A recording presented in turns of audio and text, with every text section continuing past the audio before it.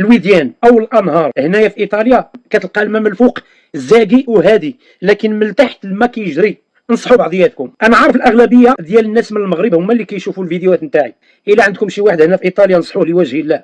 راه كل اسبوع 3 المغاربه ولا 4 المغاربه كيودعوا الدنيا بسبب الانهار. كيكون غادي بالسياره ديالو كيجيه الصاد كيبلاصي الطوموبيل نتاعو وهذاك النهر مكتوب فيه ممنوع العومان، هو كيمشي كيعوم فيه وكيديه النهر. كما وقع لهذا الجواد في عمره 37 سنه، هبط ما طلعش، لقاو غير الحوايج نتاعو والسياره نتاعو، وكل يوم مغربي كيغرق في النهر. هذا المغربي المتخلف ما نعرفش منين جا، وصبح ترند هنايا في ايطاليا. جميع الحسابات نتاع الاحزاب اللي ما كيحبوش الاجانب وكيظلوا النهار كامل يتكلموا على الاجانب تكلموا عليه. والقصص اللي كنجيب لكم راه كنجيبها لكم من هذه المواقع، وصالبيني وغيره كيتكلموا عليه. وانا الهدف ديالي ما بغيتش السمعه ديالنا تزيد تخياب هنايا في اوروبا. مغربي متخلف كيدوش في القطار هنايا في ايطاليا، غادي معاه بالسطوله والصابون والشامبان وكيدوش، عنده الدنيا هانيه، حيت هو هادشي اللي تربى عليه. اللي تربى على شي حاجه ما عمرها تحيد منه، ما غاديش نلوموه، حيت التخلف راه فيه وفيه. طالبه اسبانيه في عمرها 20 سنه كتقرا في ميلانو في افخم الجامعات. هاد الايام بغات تمشي تعمل الجو، بغات تمشي تقصر مع راسها وبغات تشطح وبغات تفريق راسها.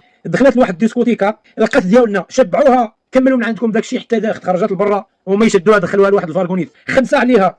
5 الناس هما كيتناوبوا عليها الليل كامل. تعرفوا هنا في المستشفى ملي كياخذوك المستشفى كيعطيوك واحد الباندا او الدبليج الابيض او الارانشوني او الاحمر. عطاوها الاحمر، يعني حالتها ما خلاو ما عملوا فيها، كملوا من عندكم.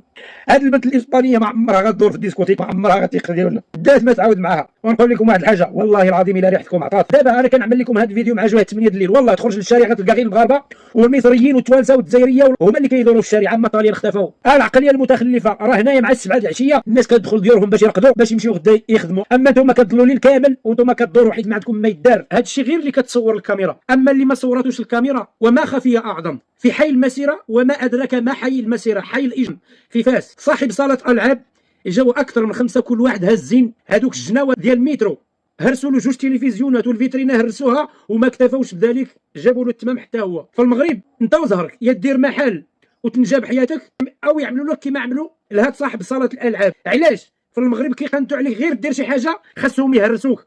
الا ما هرسوكش الناس يهرسوك المقدميه، الا ما هرسوكش المقدميه يهرسوك صحاب الضرائب. وهذا هو المغرب. اصحابي هنايا في اوروبا نزلوا المغرب، داروا المشاريع، داروا فاليت، السيزي ورجعوا كيهزوا في الباله من جديد. هذا هو المغرب.